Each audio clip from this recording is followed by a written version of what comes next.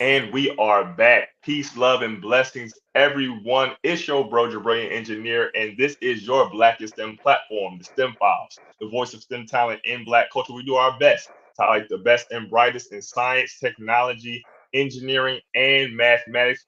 Do we have a wonderful, wonderful gift and a present for you all this evening? We have return guest, our brother and Professor Akil Parker. He's a father, founder of All This Math tutor, and we were going to be discussing the political and economic implications of math deficiency in the Black community. So make sure to like, comment, and share.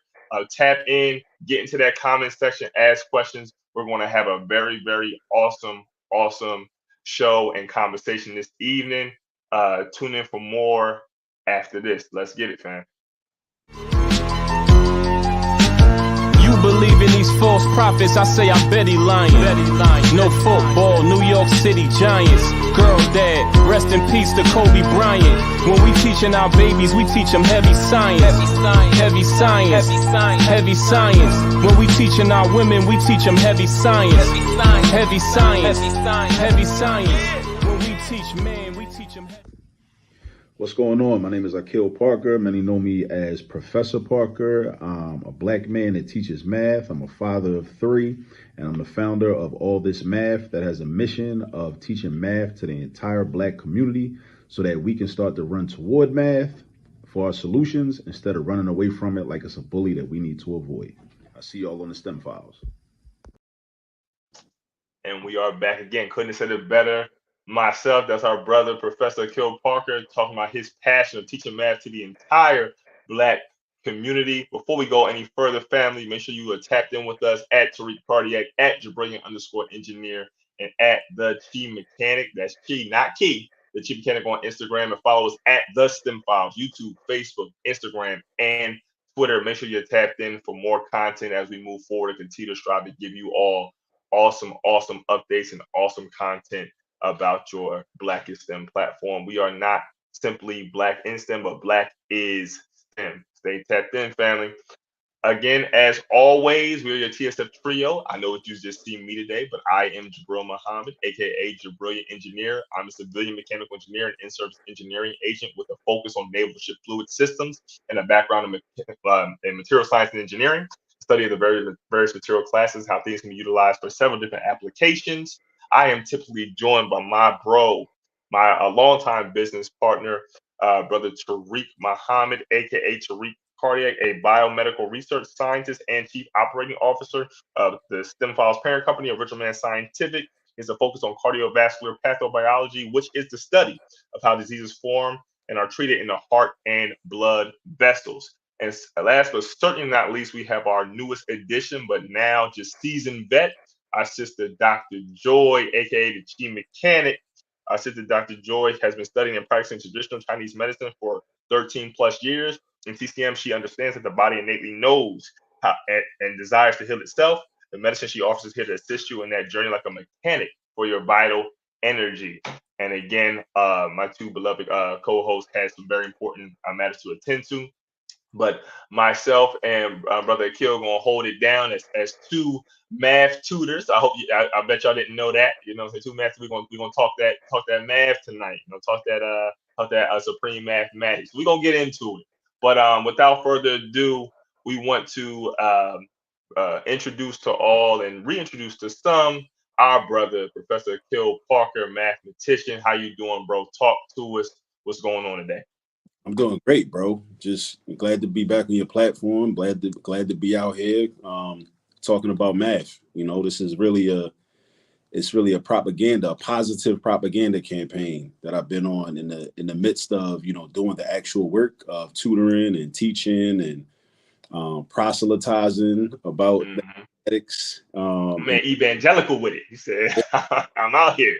I'm about to start knocking on people's doors. Like, hey, my man said, I'm coming door to door. Well, that's what I'm talking about. Yes, sir. Yes, sir. It's really that important. You know, I think about, I was thinking about like cigarettes and the tobacco industry and how like I was born in 1980 and used to watch TV and it would be people like, you know, main characters, respected, like, you know, fathers and mothers and whatnot, smoking cigarettes and people movies smoking cigarettes, like, you know, the protagonists and whatnot.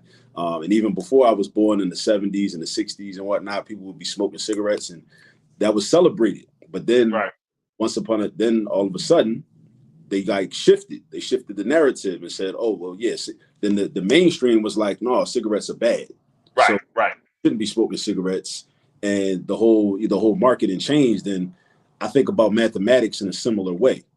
I think about how like mathematics has been marketed to us as Black people as something that we should fear, something we're not smart enough to really master and grasp, something that is useless for most of us, you know.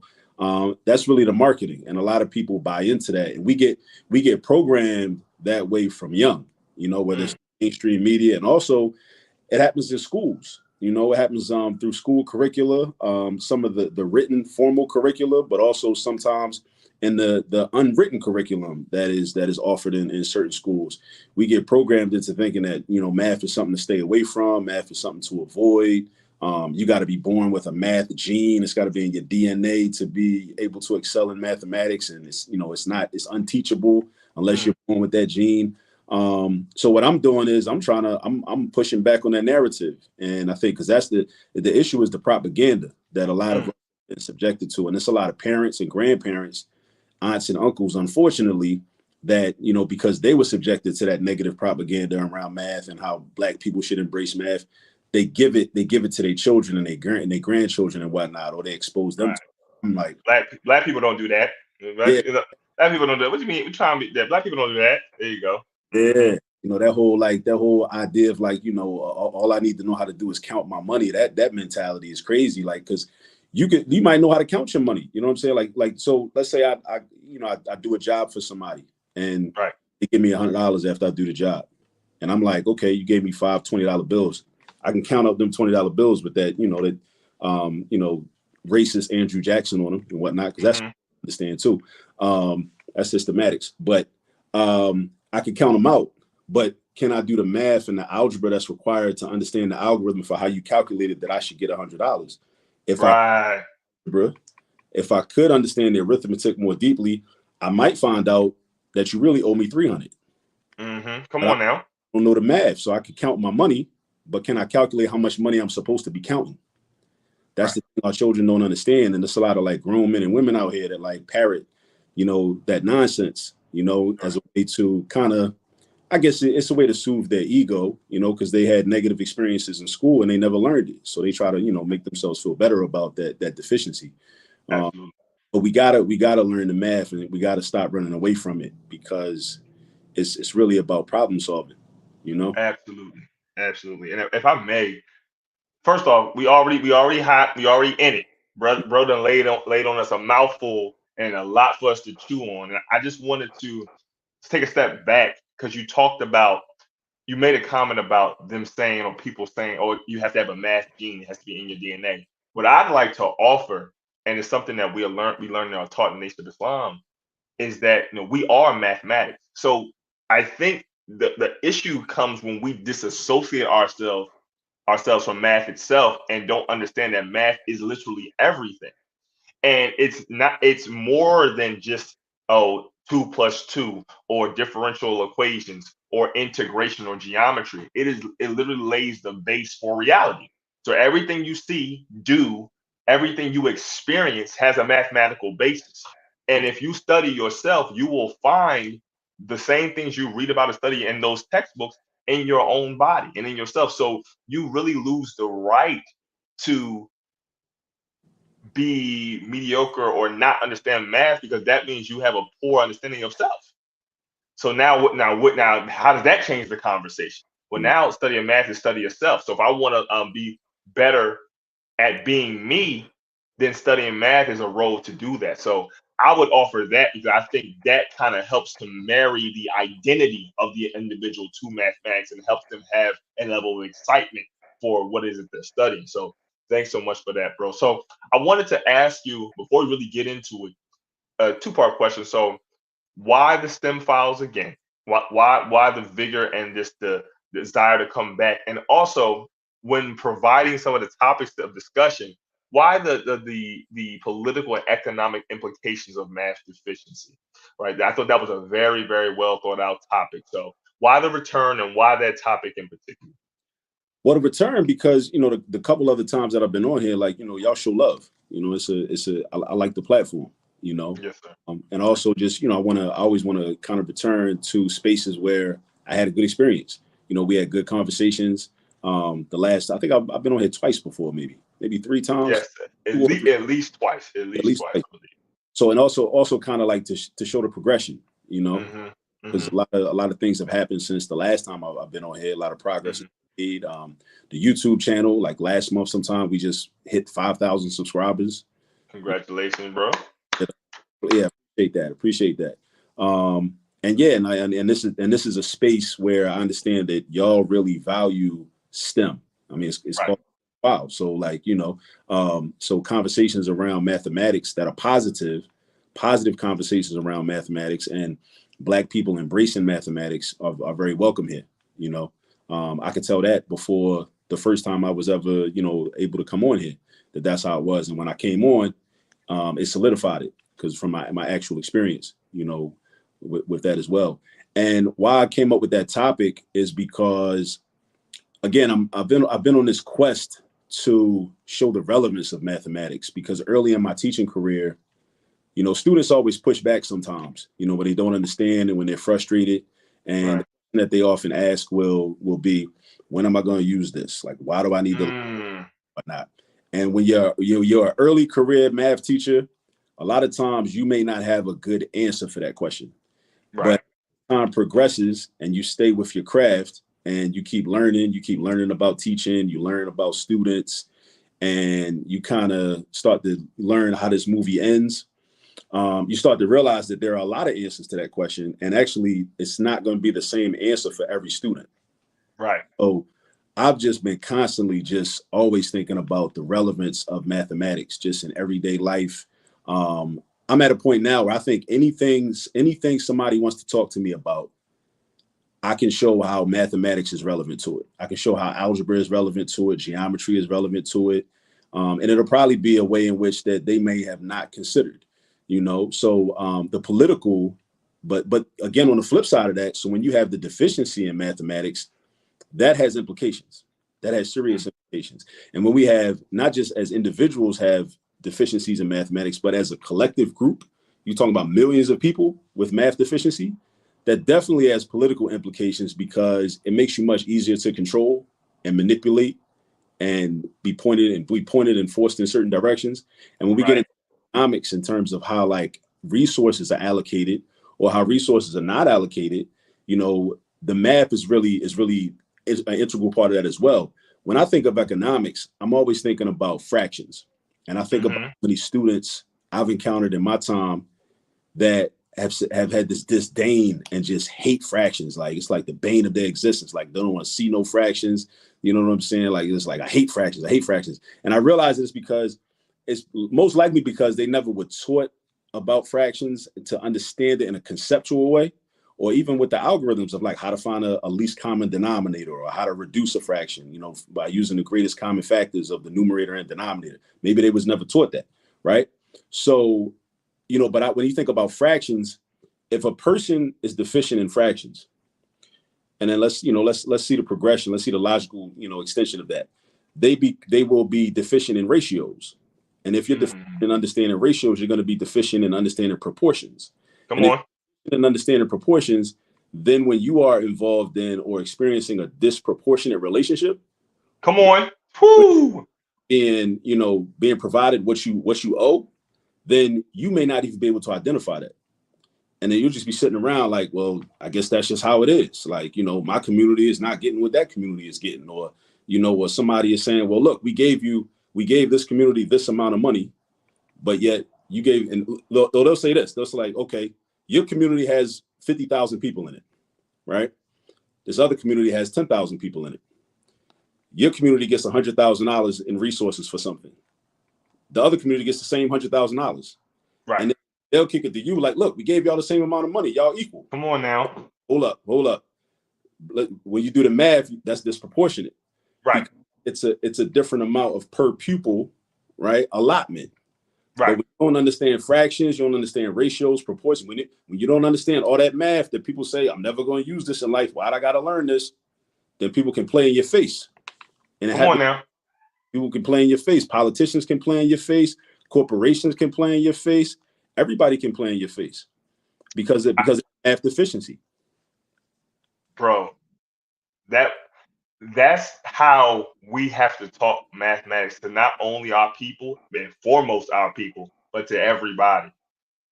I hope y'all are paying attention and y'all are sharing this. Bro just eloquently and quickly gave insight to how you relate an inefficient or a deficiency in understanding fractions to a deficiency in understanding your value intrinsically as a person, as a community, relative to somebody else. Now let's even take a microcosm of that. So let's go from the community. What if in your how about in your intimate relationships? Right? We talk about giving of oneself to the other person.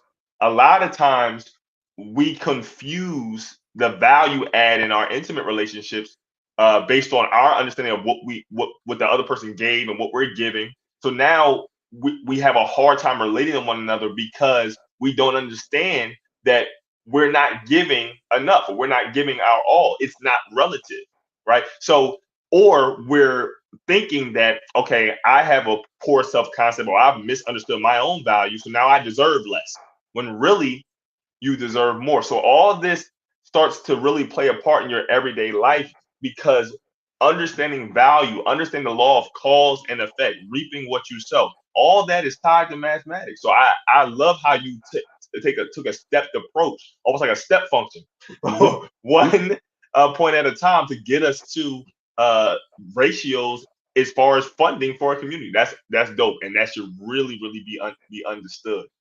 Um, one of the things I've heard a lot, I've seen a lot on social media is, people will say, hey, let's stop teaching children algebra and let's teach them like concepts they really need, like how to do taxes and how to understand credit and real estate and how to conflict resolution. All those types of things are important. Yeah. Where's the balance in that? Because those are high mathematical, important mathematical concepts, like money management, financial literacy, things of that nature. But based on what you said, would you offer uh, a different point of view to that? Would you disassociate one for the other, or would you say we need everything? I would definitely offer a different point of view to that. Whenever I see those conversations, what I've come to the conclusion of is that people don't really understand the definition of mathematics fundamentally. Mm-hmm. I think about mutual exclusivity. They're acting as if personal finance, when they say like let's scrap algebra 2, get rid of algebra 2 in high school, and let's teach personal finance. Right. Like, okay, let's take this to its what is it? In statistics, we deal with the null hypothesis. We say, let's say that you're right, and let's examine what's going to happen if we go with what you said. In order to teach personal finance, we need algebra concepts. So even if I agree to say, okay, we're going to get rid of algebra 2 and teach personal finance, all right, when it's time to start talking about, credit card debt, average daily balance method of calculating how much you owe on your credit card debt, we got to run some equations now. Come on, talk heavy, bro. Can't do nothing without equations. Come on now. Exactly, in order to run the equations. And the thing is, on social media, a lot of times you have people that sometimes are just frustrated, people with a platform, people that just kind of talk, out of emotion, and there's no logic really behind what they're saying. And they don't even understand that, like, it's not an either or thing. They're both, like, you talk about personal finance, you got to talk about, what is it? They say the eighth wonder of the world is compound interest. We can't calculate compound interest without an equation, without dealing with exponents. You know what I'm saying? We can't do it. So I'm like, okay, well, the question I would have for somebody is, what type of personal finance do you want to learn that does not require algebra? Come on. And I know people wouldn't be able to answer that, because the thing is, and even when I think about like a lot of kind of like this advent of personal finance, and has come into the mainstream since the pandemic, right? Right. I see a lot of this and I'm like, well, mathematics is the foundation to that, right? Unless you just want to be a person that just wants to sit kind of and hear stories about how other people made their money. Because at some point you're going to have to sit down with a pen roll your sleeves up and do some calculations, or go on Microsoft Excel, open up a spreadsheet or whatever and do some calculations, run some formulas. You're going to have to do that at some point. Right. Otherwise, you're not really doing personal finance.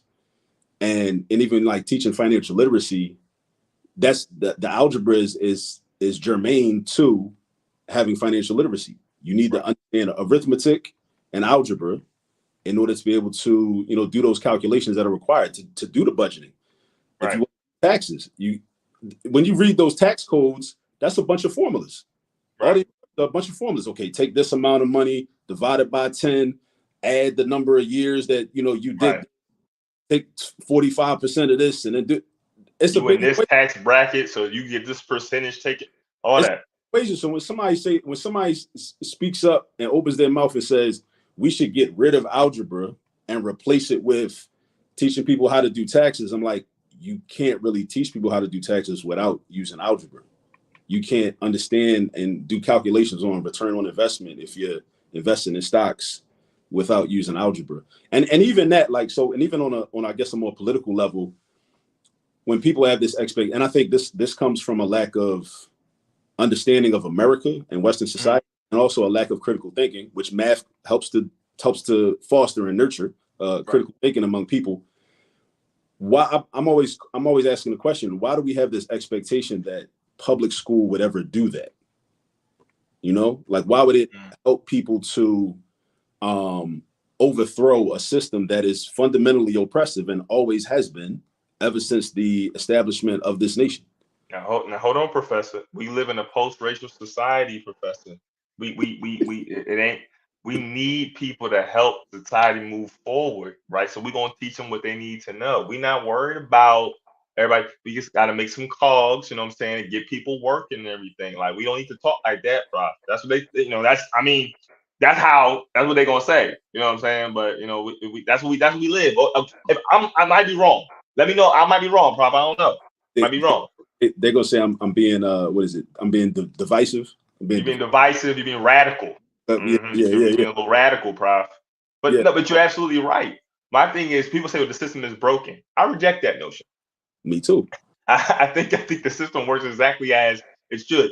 The issue is it doesn't work for you, so you assume, and that's the nature or the kind-heartedness, because if you would have put a system together, you would try to make it benefit people by and large. But because it doesn't benefit you, it must be broken, because you can't fathom. A lot of our people we're not that type of person. We really can't fathom the depths of Satan, if we want to be honest. So it's hard for us to think about people actively working against a group of people or several groups of people to keep them in a certain subservient position. There's a quote. It says, those who don't know mathematics will always be slaves to those who do. Right? That I was talking about, I think this is like, what is it called? Synchronicity. Right? Talking to somebody about that yesterday, and I was talking to my students at Cheney about this morning. Like, when people say, like, I don't need to know, you know what it was? I was recording one of my videos for the YouTube channel, and I talked about this in one of my ad libs, right? After I finished the element, I was, just talking about how people claim that they don't need to learn math. They don't need to understand it. And one of the things I want people to understand is this: if you don't understand it, somebody else does understand it. And oftentimes, everybody's not honest. Everybody's not righteous. Everybody doesn't have your best interests at heart. They're not thinking about that. So if they're a business owner and their main concern is their bottom line, their profit margin, and by any means necessary, if they're going to try to maximize their profit, if it means they got a lot, lie, cheat, and steal, if they see you coming and they know you don't know math and they do know math, they're going to use their understanding of mathematics to manipulate and exploit you and take advantage. And the thing about it, what makes it even more tragic, is that you won't even know it. They'll smile in your face and shake your hand, and you'll think you're getting a great deal. But because they understand the math and you don't understand the math, because you think you don't need to know this, they're like, okay, cool. Because like that mentality overall helps to maintain the status quo. It helps the wheels of monopoly capitalism flowing. Because as long as people are like, I don't care, I don't need to know that. All I need to know is, like, when I want to buy this, I can go to the store and get it. Whoa, like, you're not even going to ask no questions about, well, why does this cost that much? And why am I paying this much? And if you put me on some type of payment plan, how much am I going to have to pay? You ain't even worried about that. You're like, okay, well, I have a credit card. I'm buying something on credit, and like, okay, every month I'm paying this amount, and you're not even asking no questions about, well, how do y'all calculate that number? Where, what's going on with this? You don't even want to ask those questions. So the person on the other side of that transaction in this zero sum game, they good. They like, cool. Y'all keep thinking you don't need math. Keep thinking that it's irrelevant. Keep thinking you're never going to use it in life, because they don't want you to use it in life. So as long as that self-fulfilling prophecy comes to be, then it's like, all right, everything is fine. Everything is fine. So I just want people to understand that when they're saying that, and like for the adults that have children, grandchildren, nieces and nephews, if you pour into your children that mentality and then they adopt that mentality, then, I mean, people always talk about breaking generational curses. Right.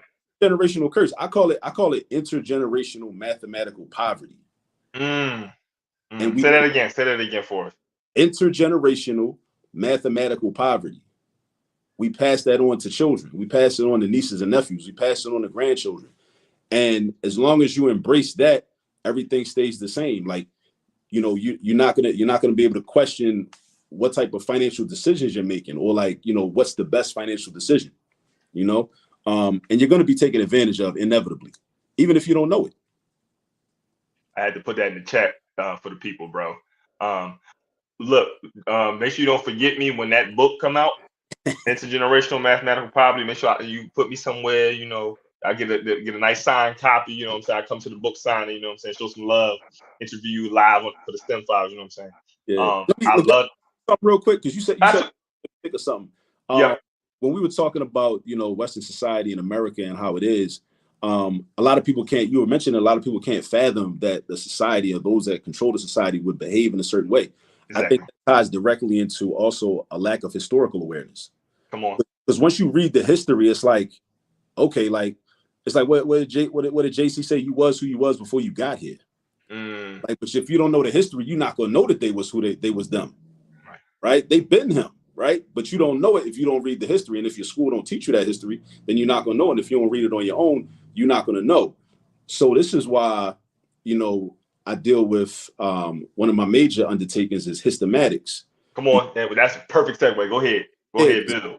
I want our people to understand the mathematics early and often, but I also want them to understand our history as well. So they can understand why, okay, well, understand about Haiti and the Haitian Revolution, and understand about chattel slavery, and understand about our experience. And not only chattel slavery, but, well, as an aspect of chattel slavery, about like slave rebellions. Right. 'Cause a lot of times when we learn about slavery, we learn about, all the, the details of it, and as if like we never fought back.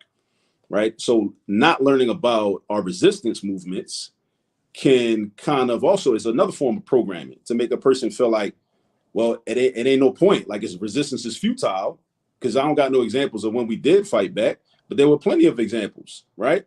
So, because a lot of our people, I remember this, another motivation for hystematics is this Kwame Ture quote from 1968, when he was at the Free Huey rally out in Oakland. And he said, every Negro is a potential black man. Come on, that's heavy, because that's not the same thing. That made me think, because I was like, because he was trying to say, like, we need to, our people have a lot of skills and ability, but their politics are very weak. Their politics oftentimes are very much aligned with the status quo and the establishment, which has its goal of oppressing us, right? So I'm just thinking, like, damn, like, it's a lot of brilliant black folks that understand engineering, computer science, all the, high sciences, chemistry, biology, physics, all of this. But politically and culturally, they're very much in line with everything that is already going on, right? So in many ways, they become weaponized against our people. And I just wonder, like, how many of those people, if they had like learned about certain people when they were younger, like right around the same time, they might have been very advanced. They might have been, I don't know, using the quadratic formula and, in elementary school or early in middle school, right? So they were advanced in mathematics, but at the same time, they weren't learning about Amilcar Cabral and Cara. They wasn't learning about resistance movements. They wasn't learning about slavery. Wasn't learning about Gabriel Prosser and Nat Turner, and Charles Delonde down in New Orleans. And, they wasn't learning about people like, they wasn't learning about Assad Shakur and Ida B. Wells, and people like that. They weren't learning about those people. So what Systematic serves to do is, okay, we're gonna learn math, but we're gonna use Black history as an entry point for the mathematics, and also vice versa. We're gonna use mathematics as an entry point for the Black history, and we're gonna they go hand in hand, and kind of also go against the traditional Western model of education, where all the subjects are very much compartmentalized. Right. Like you sit in this room for 45 minutes and discuss this subject. Bell rings, get up, go to another room, discuss this subject. And it also, I think, it subconsciously makes you believe that this subject don't have nothing to do with this subject because we was in a different room when we talked about that. When in fact, it's math and everything. It's math and history. Because you got to be able to quantify. A great example of that is in a math class, you can't hide if you don't understand percentages. The teacher you exposed, right? Right. The question: what's 38% of 45? And if you don't understand the concept of percentages or the algorithm to calculate percentages, you won't be able to do it. But then you get up, you go to your social studies class or your history class, you read the paragraph, and you may know how to read very well. You can recognize words and numbers, symbols, and it talks about 38% of African Americans do blah blah blah. You read it fine. Your history teacher or your social studies teacher may not know that you have no idea what you just read. Come on. But you read it though, right? So it's like, so I often wonder, like, how often in history are we consuming information and content and we have no idea what we just read because of the quantitative data and the quantitative information that's in the history. Absolutely, bro. I want to go in. So, family, unfortunately, we've reached the halfway point of the program. We're going to go into our short commercial break, talk about the Final Call newspaper, but we're going to get back at it like a snack addict. We don't do illicit things on this channel, you know what I'm saying? So, but we like snacks sometimes. Yep. But y'all official. Y'all got commercials and everything. Yeah, we're going to hit this commercial break, family. So stay tapped in. We're going to get right back into this conversation after this, fam.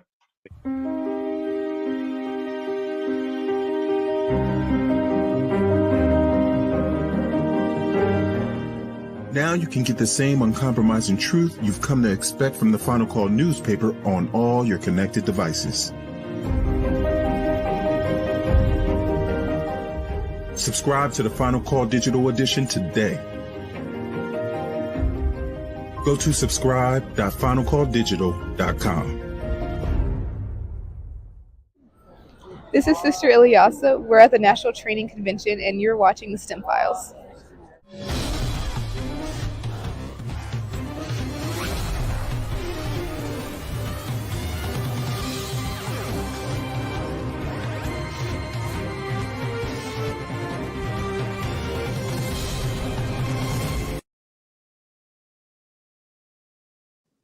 And now the latest edition of the Final Call newspaper. This is volume 43, number 52, Deadly Covert and Overt Attacks. The Final Call newspaper, for those who don't know, it is the flagship news source for the Nation of Islam, of which I am a member of the Fruit of Islam, of the Nation of Islam, as well as my brother Tariq Cardiac and his sister Dr. Joy's Muslim Girls Training General Civilization class. Those are the sisters of the Nation of Islam. Again, this is our message dedicated to the resurrection of the Black man and woman in America and the world. Again, deadly covert and overt attacks. Fear of a widening Middle East war grows as communication devices rigged to explode, cause thousands of injuries and deaths of civilians in Lebanon and Syria, with Israel widely suspected of being behind the attacks. Family, if you are not a reader today, if you're not one striving to gather truth to be able to understand current events and where you stand in those current events, you are doing yourself, your family, your community a disservice. If you find yourself as striving to be one to be revolutionary, one to be an activist, you must know what's going around you in your local community, in your region, in your country, and outside, so you can make moves to be the best version of yourself and make your community a safe and decent place to live. So if you are in the Philadelphia or Atlanta area, if you're in the Richmond, Virginia area, if you're in the Greensboro, North Carolina area, you want to get your physical edition, you can tap in with myself on social media with Brother Tariq or Sister Dr. Joy. You can also get your digital subscription at finalcalldigital.com, so you can come to your phone, your tablet, your laptop, or your desktop week after week, and you can get this timely, good news you can use. That's a synonym for gospel. You see what I did there? Again, family, this is the Final Call newspaper, a message dedicated to the resurrection of Black men and women in America and the world. Tap in with us and get that good news. All right, family. And we are back. Bro, thank you again for coming on. Like I said, we halfway through. We're gonna keep going strong. You mentioned something. You connected reading and social studies to mathematics in a different math class. And one of the things that we do, right? So my family and I, we run a academic consultancy called a New Educational Paradigm Consultants, of which I'm a primary math tutor. We also do college prep, SAT prep, ELA, etc. My mom is a big focus on ELA. One of the things that I find interesting is the link between the understanding of mathematical concepts and personal self-esteem. I think that a lot of times what makes it easy to vote year in and year out, allowing people to smile in your face and then do things behind closed doors or never deliver on something, to focus solely on getting the bag and thinking that other things don't matter, to focus a lot on image and not things of more substance, is that when you have a poor self-concept and you don't understand the law of cause and effect, you have poor communication or critical thinking or problem-solving skills, it allows the wool to be put over your head and you to really lean into policies and practices that really don't serve you, but seem like the thing to do because that's what we do, right? So can you speak to that? How does mathematical deficiency lend itself to poor self-esteem and vice versa?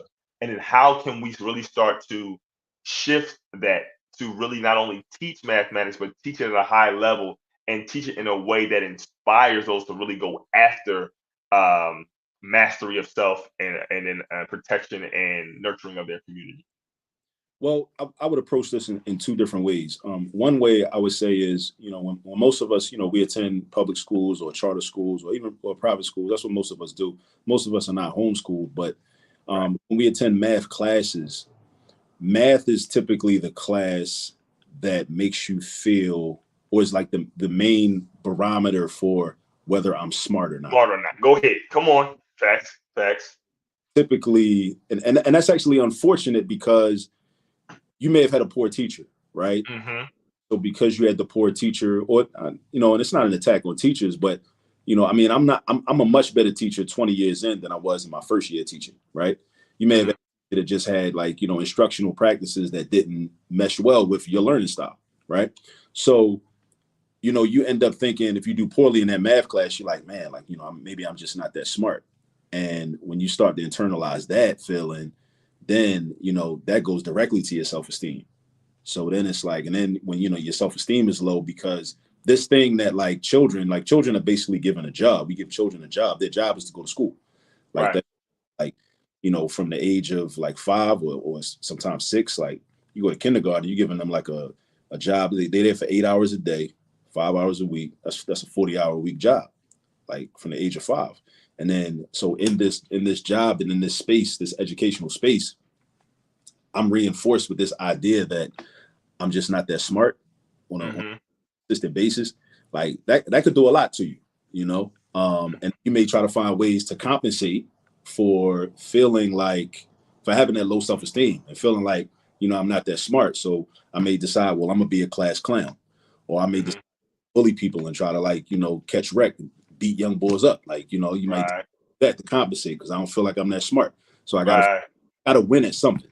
Right? Come on, gotta get that dub. Might have to put it on every day and come in with the flies so people can gather around me and I can have some level of value there. Absolutely. Because it's different ways to get social capital. So some social capital through academic performance. Some people get it through sports. Some people get it through just having the flyers clothes, or sometimes not even the flyers clothes, but just because the clothes could be whack, but if it's expensive, come on, get money. So that's all right. Right. But a lot of times it happens because we don't feel smart. The child doesn't feel smart because they didn't do well in math, and often that becomes this slippery slope, or this domino effect, I should say, where it's like, well, I'm not good at math, so then the other classes, I may not be the person that has the presence of mind to say, well, look, if I'm not doing well in math, I'm gonna make sure I do my thing in all these other classes, to try to compensate for that. So it's because maybe I'm getting A's and B's in every other class, even if I'm getting this D in math. Oftentimes what happens is I'm getting the D in math, and then I'm like, I don't know, I'm like on some KRS-One, like I pull about a G a week, F school, like, so it's like that altogether, That's one aspect. Another thing I would say is, I think low self-esteem can come from a lack of, like, kind of you were mentioning the law of cause and effect. I think about consequential thinking a whole lot, right? And math really kind of conditions you to think consequentially, because every time you do a word problem, any type of word problem or application, in the word problem, no matter what the level of math is, you're given some information about a scenario or about a situation. Malik has 5 pieces of candy, and he gives every day, he gives 3 to, or yesterday he gave 3 to his sister. How many pieces does he have left? Okay, so that's the given information. What's the consequence of him giving away some of his candy? Right. And he's going to be left with, he has less candy now. That's a subtraction problem, right? And then when you get to the more complex, convoluted problems in algebra and whatnot, in higher algebra, I should say, you're doing even more consequential thinking. So you end up being a person that approaches life that way and approaches the world that way, where you're constantly thinking about, well, if I do this, then what's going to happen? Right. What potential consequences of my action? Instead of just a person that, because you're less likely to crash out. Thinking, because most people that I would say most, if not all people that crash out, they're not considering like, okay, if I crash out, this is going to be the consequence. They're just acting on emotion and on instinct, and like, I don't care about the results, so I don't care about the consequences. I'm just doing it. So but if you are trained and conditioned to think like that, to constantly consider, and it doesn't mean like, I'm not going to romanticize it. It don't mean that you always going to do the right thing. I mean, I practice consequential thinking, but there's been plenty of times in my life where like I still do the wrong thing. I'm like, like, what I should do. I've considered the variables and all the factors and the potential consequences, and I'm like, you know what? This is a better decision over here, but I'm still going left. Exactly. Whatever. I don't know. I might just lack discipline in that moment. Or something may seem like more in the moment, it might just seem like a better idea, even though I know it's not a better idea, statistically speaking, mathematically speaking, but at least you have the option to weigh your potential outcomes. But a lot of people, they're not practicing consequential thinking. They haven't been trained to do that. They haven't been trained to think like that. And they just they just go off instinct. They just strictly go off instinct, instead of just saying like, all right, well, let me consider, what could happen, and then I kind of sit back, and it's almost like you're training yourself to always be able to do a cost benefit analysis in every situation. Right. Now, it's interesting. So I do that a lot, but I don't want to say but.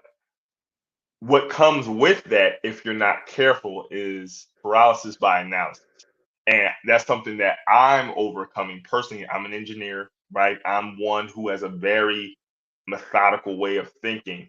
And that, if I'm not careful, can get in my way to things like calculated risk taking, things of that nature. If I think what the balance is, teaching one to be revolutionary in thought, to take risks, to be one who is able to quickly assess the situation and then move out, as opposed to constantly striving for perfection. I think we can get into these thought processes of, okay, I thought critically, I put it all together, but I'm constantly, thinking, I'm constantly planning, but I'm not executing. And what happens with that is you grow and you get a level of frustrated desire. And as men, as women, as those who want to do great things and those who want to add value to society and just be those who are productive citizens, when you grow to have frustrated desire, you can get down on yourself, and you can really be self-destructive, because you're meant for more, but you're executing at a low level. But that's where relationships come into play. That's where understanding math at a higher level. Okay, if I isolate myself, if I don't contact other frequencies, other individuals, then I won't. Then the end result is what? I'll stay in my own line of thinking and continue to go down this line or this path, versus touching other thought processes, value systems, ways of life, where I can now think not only critically but think outside of the box that I was in to now solve new problems or at least gain new experiences. So I definitely think that is important because that's part of consequential thinking as well, right? And as a human being, as one who is to relate to others in order to move forward in life, it becomes very important. I want to bring this up. I saw this short on YouTube, and it still sticks to me to this day. It was talking about how people become addicted. It was talking about addiction. Mhm. And the gist of it was a lot of times we think that sobriety is the opposite of addiction. But as the man was talking, he was talking about what really allows people to get through or overcome addiction is when they don't self isolate and they're around others and they gain community. So he was like, the real opposite of addiction is not sobriety, it's community. It's having those in your circle that can distract or that can pour into you productive means to an end. So again, when you change the equation of life that you're operating by and introduce new variables or different, you'll get a different answer or something different on the opposite side of the equal sign. So again, all of that goes back to consequential thinking. Nah, but you just brought that up when you mentioned that, bro. But yeah, so But absolutely yeah, to your point, I wholeheartedly agree with you that you got to pull the trigger. right, And right. you got to make some, and usually what ends up happening is, once you have the experience of the outcome and it's a favorable experience, then you're like, okay, so then the next time you're in that situation, you're like, okay, I may do less analysis because I'm like, okay, I already know that this is going to happen, so it's kind of less for me to think about. But yeah, but you gotta do something, and I think that's another key point too. Something that I've had to work through as well, in terms of my teaching, is to try to inspire children to be risk takers Hmm. in mathematics. Like one of my nephews, like, I remember thinking about this a couple years ago. Like he's like a daredevil. Like, I'm go to my mom's house and like he's there and he's like, ever since he was little, like he's climbing on the banister, like flipping over everything, and he has no fear. And I was thinking one day, I was like, you know what? He has, because of that quality is a very transferable quality. He should be able to do well in mathematics because he won't be worried about getting a wrong answer. Hmm. Right? He'll be willing to like try different methods and try to figure stuff out. Whereas a lot of students, like, myself, like as a young child, I was always very much like I wanted to get the right answer, so Hmm. and one way to avoid getting the wrong answer is to not try something different, right? And a lot Hmm. of Hmm. people, like, you can't be wrong. The teacher will never tell you you're wrong if you don't raise your hand and volunteer and give an answer. Exactly. You know what I'm saying? So it's like, well, I wasn't wrong because you didn't tell me I was wrong because I didn't even try, right? Right. But you Can't miss if you don't shoot. exactly. So, but you learn more even if you do get the incorrect answer. You know what I'm saying? You get the wrong answer, and it's like, all right, well, I know what not to do. Like I always think about like when I tried to drive places and I got lost. I never get lost again. I get lost one good time, and I always remember where not to go. Like there's Hmm. the wrong left turn or and this is like, well, not really these days because we use GPS these days, but like back in the day when somebody had to tell you the directions, you had to like handwrite them out, and, Right. Right. and then you might miss the turn or something like that. I always think about that. Like, I never get lost again, because you make Hmm. a mistake, and then the mistake is like it's the teachable moment. You know what I'm Right. Yes, sir. So I want to do a couple of I want to highlight some of the community because y'all been going crazy in the chat. Really appreciate y'all. We got 147_Savage tapping in from Flint, Michigan. Our sister Shauna B, thank you for tapping in. Definitely want to tap in with you on social media offline. See if we have some mutual points of connection. Bring somebody on the platform or see how we can help in other veins. She says she represents Teach for the Culture LLC. saying? I love and appreciate you. Looking forward to seeing what you all about. Who else we got tapped in? Antonica Ryan. Am I saying that right? Antonica Tony. Ryan. Tony. Tony is the co-owner of the Ryan Institute. Okay. They're based in Baltimore. Her husband Dante, me and him go back to '93. You know what I'm saying? Okay. Damn, I can't think of what I was about to say. But yeah, we go back to high school, 9th grade, and they have an educational services company. They're doing great work in Baltimore. And so, you know, if you're in Baltimore or beyond, you know, tap in with them. The Ryan. I got family in Baltimore. We got brothers out there. It's just trying to do great things. Definitely would love to tap in. Thank you so much for tapping in. Yeah. We got a sister Brenda Benson Nelson. I praise you to a lot. Thank you for tapping in with us, our dear sister. And then we got our brother Anthony Danger's been going in. He said, poor self-concept, poor math skills, poor sense of causality and critical thinking inform one another. Absolutely. Math helps you with consequential thinking. Thank you for all the love. Really appreciate it. We got a sister Shu Watt popping in to show support. Thank you so much for tapping in. Dope math teacher up in Brooklyn. Okay. We got the math Avengers on here. Okay. I hate to save the world. She's one of my favorite math teachers. Okay. Thank y'all so much for tapping in. Really appreciate y'all. So as we get ready to close, there was something I wanted to share with you. It's a video. It's since gone viral, I guess, over the past week, maybe more. And it deals with how to do, at this point in our lives, a very simple math problem. I'll leave it at that. So I want to share. I want to share my screen, play the video, and have you react to it. So let us see. I'm wondering if it's something that I've seen already. I'm wondering. It probably. If you haven't, I'd be surprised. I got an idea. All right. Can you see? Yeah. Oh, no, I don't think I have seen this. Well, this isn't it's going to go to something else. So here we go. Watch this. When I was in school, Lucas, all we did add here. So this is going to be 13. I carry the 1. And I'll go 1 plus 4 is 5 plus 1 is 6. That's my answer. Let me show how it's actually done. How it's actually done. Okay. These are the 10s and that's the 1s. Okay. 4 10s and 1, 2, 3, 4, 5, 6, 7. Okay, that's... And then 7 1s. And then 1 more 10. Okay. And 1, 2, 3, 4, 5. Okay. 6. 1, 2, 3, 4, 5, 6, 7, 8, 9, 10, 11, 12, 14, 10, 20, 30, 40, 50.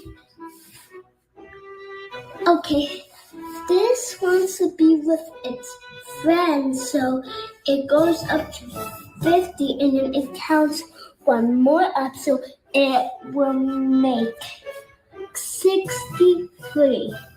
That's how you do it. Okay, times have definitely changed. All right, I'm not kidding. Next time you... All right. So for those who don't know, I believe this is what is termed at this point Common Core math. Now, I am not a math teacher. I am a math tutor. I'm an engineer, but I ain't gonna lie to you. I almost crashed out when I saw this because me personally, I'm like, I could have taught somebody how to do 10 of those same problems in the time he did 1. So, bro, I'm bowing down. I'm laying over to you. Are you familiar with Common Core math? Can you talk to us about its history? Like, how did it come up? What's the point of it? And do you agree with that methodology of solving that problem? Does it have its place in the way to solve problems? Talk to it, bro, because I wasn't feeling it. All right. So first, let me say that I've been converted years ago. Okay. Introduced to it. I was not a fan of it. I was adamantly against it. A lot of it was just my own laziness and my unwillingness to learn something new. Because it was, you know, I adopted a stance of, you know, if it ain't broke, don't fix it. You know, that type of... Similar. But the way I look at that type of problem, the way the young boy was doing it, I think of it as training wheels, right? I can see that. I can definitely see that. it's training wheels, and it's meant to give a. So here's the thing: when I think of mathematics instruction, I look at it. I break it down into two parts. There's the conceptual understanding, and there's the algorithmic understanding. Right? When I was young, growing up, I was given I was fed algorithms. It's like, here's the algorithm, here's the formula, here are the steps, memorize them, get the right answer, go on to the next problem. Right. If I treated math, so math, one of the reasons that I enjoyed math was because math reminded me of playing video games. I was trying to beat the level. I get the problem right, I get to the next problem. Right. All I got to do is memorize what to do. But I didn't understand the concept. So what Common Core is meant to do, if it's taught correctly, because that's another part of it too that we kind of take for granted a lot of times. We assume that every teacher is well trained and actually knows math or knows math to a certain level where they can be effective in the classroom. It's meant to give a conceptual understanding of the math, so to prevent things that happen like this. Because I've primarily taught high school, and I've always had these students that would say, Mr. Parker, I used to really love math in elementary school. I loved math until they put the letters in it. Come on. It was trying to say was when they made that shift to algebra, there was a rupture. Something didn't make sense, right? When they went from arithmetic to the algebra, to the equations and the algebraic expressions. So what the so-called new math or the Common Core math is supposed to do, if it's taught effectively, is to introduce a lot of those concepts that are algebraic at an early age and give a more solid foundation in arithmetic. So that way, when they get to algebra, it's a nice, smooth transition. So they're not thinking like, oh, well, what is this? This is crazy. So you got like first graders and second graders, like you're doing the number bonds and everything, and which is kind of algebra, a way to decompose numbers, even the distributive property, right? And a lot of this stuff it's pretty cool actually, like, because these are great ways to do mental math. Like if you got to do like 87 times 5, right? Using the distributive property, I might do, there's a lot of ways to do that. That's another thing too. In mathematics instruction, and if you're a teacher watching this, please become the type of teacher, if you're not already, that embraces multiple methods of problem solving. Right? That's right.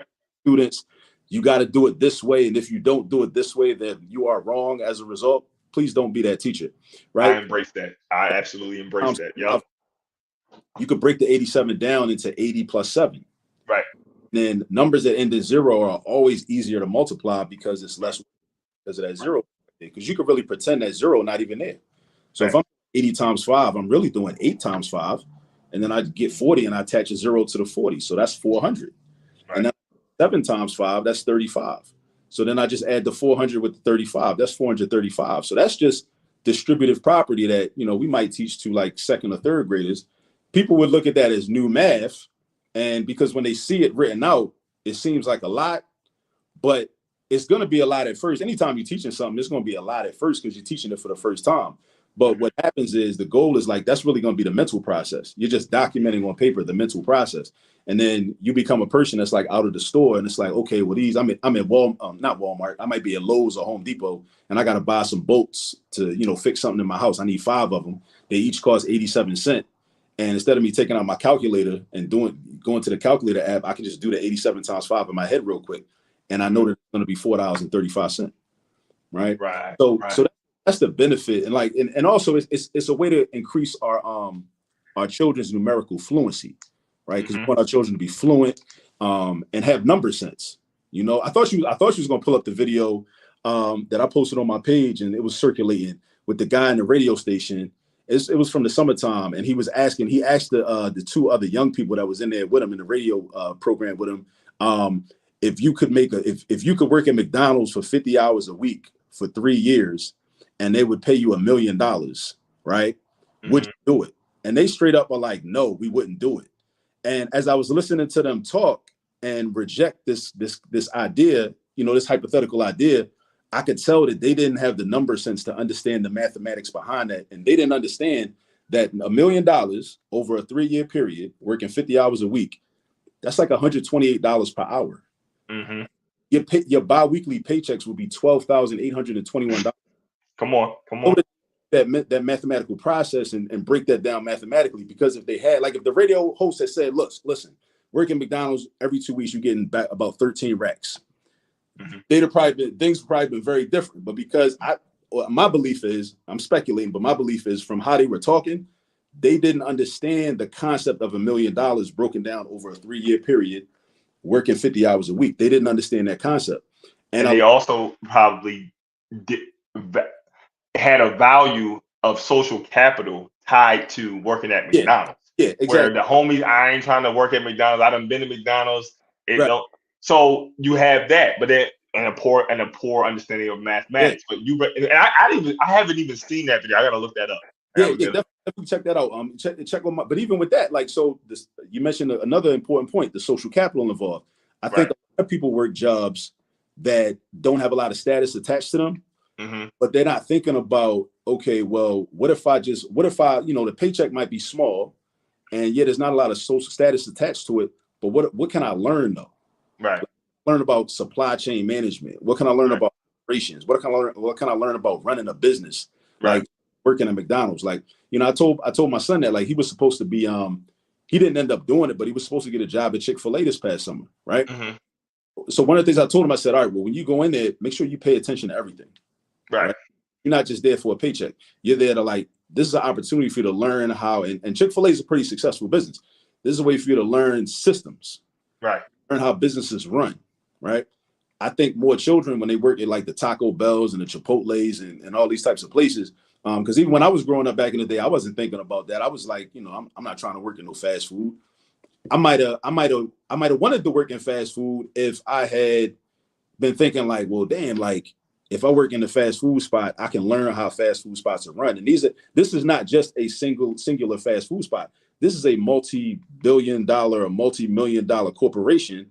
This just happens to be one of their locations that I'm at, but there's like mass customization. What they do in one spot, they do in another spot, And actually, I did work at Little Caesars back in the day but I ain't had a mentality, so I wasn't in there like thinking about like, okay, well, how do they order their dough, where they get the sauce from, what's up with the cheese, how many bags of cheese should they have, how do they do the shifts, and the schedule and all that. I wish I had been thinking about that, but I could tell, like, in a lot of times in life, you can tell how people, they don't have the number sense to understand what's really going on. Like, they don't have a number sense to understand it. So then they end up making bad decisions, or they think something is like, doesn't have a certain value that it actually does. And I think Common Core math, again, if it's taught properly and effectively, it can help young people to develop a certain number sense. Especially when we talk about place value, like that, like the problem in the video, he was dealing with place value, right? A lot of people don't understand place value, so they'll be like that's why they don't understand. Like, okay, well, if I have like, as you see, what is it? You see it floating around the internet. If somebody has $100 billion, then and it's 100 billion people, they'll say, "Oh, he has enough money to give everybody $1 billion." Oh my! I saw that. That came. It was like, was it Elon Musk makes 100 billion? He can afford to give every person, and it's 100 billion people on the planet. He can afford to give everybody $1 billion or something like. It was something like that. I was like, instead of $1, right? Because it's right. I was like, yeah. I was like, fam. But you know what's crazy though? This is something different. It shows the power of speaking with confidence. Cause she caught me for a split second. I was like, no. No, you almost got me. Like, but facts, no, that's definitely floating around the internet right now. Yeah, but that's the issue of place value. So when I see a lot of the things that like are in the curriculum in elementary school now with Common Core, there's a heavy emphasis on place value, and these are things that I talk about like real heavy, like with my students at Cheney, because I teach math methods to education majors at Cheney, and I'm very adamant about that, and I've become even more serious about that class because in addition to parents not being equipped to really support their children at home, which is something that my company strives to do, to do new math parent workshops, and children kind of having math deficiencies. There are also a lot of classroom teachers that, are deficient in math. I mean, you can see like a lot of these arguments that we've been having about the order of operations. A lot of these people that want to go hard and like down these hills, They want to die on hills, but they doing the order of operations wrong.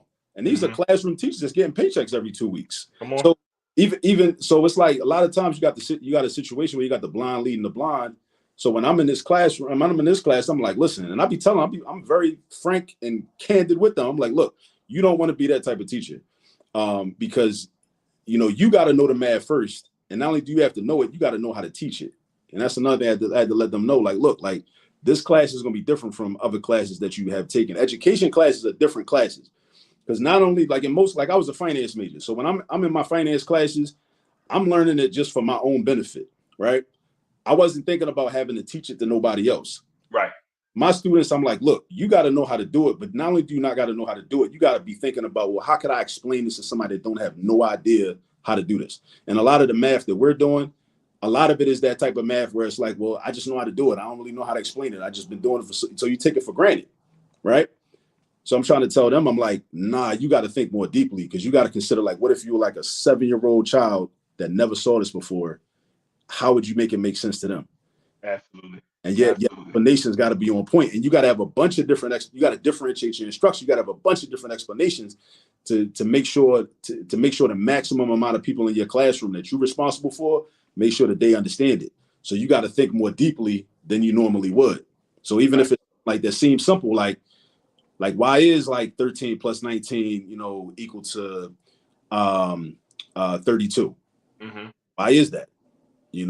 Like you can't just be like, well, it just is, just because it's 32. Like, nah, what you mean just because it's 32? Like, nah, tell me why it's 32 and break it down for me in different ways. And also let me see it visually. Like give me some math drawings and some diagrams and all that, like, and whatnot. Give me some manipulatives. Like you got to be able to break that down. So, yeah, because math is really the key. I think all roads lead, as you were saying in the beginning, like all roads lead to math, because math is really a way to describe everything and explain everything. So we got to start to really embrace it and not run away from it, and so we can, because again, there's a lot at stake with people being deficient. When people are deficient in math, that helps to maintain the status quo, because it's easier for you to be taken advantage of and controlled. Right. When you don't know the math, you don't know the algebra, you don't know the geometry. Like let me say this real quick. I know we're running low on time, but go ahead, bro. Go ahead. I want to say something about geometry, because a lot of people get caught up on geometry. It's like, well, I need to know about shapes for. I don't care about that. Like, I'm not trying to be an interior decorator or nothing like that. I'd be like, bro, geometry is really about how to take information and make cogent and coherent arguments. That's really what geometry is about. Geometry is about proofs. Now, sister that tapped in, Shuwat, she'll tell you she teaches geometry. She's still tapped in. Since Shuwat, you in there strong, sis. We love you, sis. Because we've discussed this. They took logic out of the geometry curriculum. I mean, just think about that, logic. You know what I'm saying? So people be talking about like, when am I going to use this? Why do I need to know this? Like, bro, you don't need logic. You trying to tell me you don't need logic? You don't need to know how to think logically, right? You don't know how to prove an argument, because if you don't know how to do a proof and take given information and then show how you can arrive at a conclusion, you could be talking about like who the best basketball player is, or who the best rapper is. Like a lot of people just rely on their feelings and a vibe. But eye test. It's like, but what geometry is supposed to teach you is like, how do we get to a conclusion that is valid and that is can be substantiated? Come on. Like, we might use trapezoids and circles and rectangles and everything just because we might like prove this is a triangle. All right, okay, I can go through steps and give factual information that can prove this is a triangle. Because somebody might say that this is a triangle just because it looked like a triangle. But no, it ain't a triangle if all three angles add up to more than 180 degrees. That's right. That's cap. You lying. You over on me now. Like, you know what I'm saying? Right. But again, and that's a life skill. Because how often is it that somebody give you something that looked like something, but it ain't really that thing? Come on.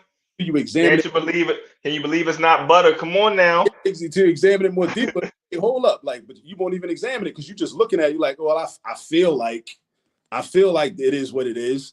But no, it ain't that. That ain't that. Like, but just like with the triangle though, like we got theories in geometry, like triangle sum theorem. All three angles got to add up to 180. So if you got 3 angles, they add up to 175. That ain't no triangle, bro. Like, what you That's talking right. about? It's not a triangle. Yeah. But when you train children to think that way, they approach the world very differently.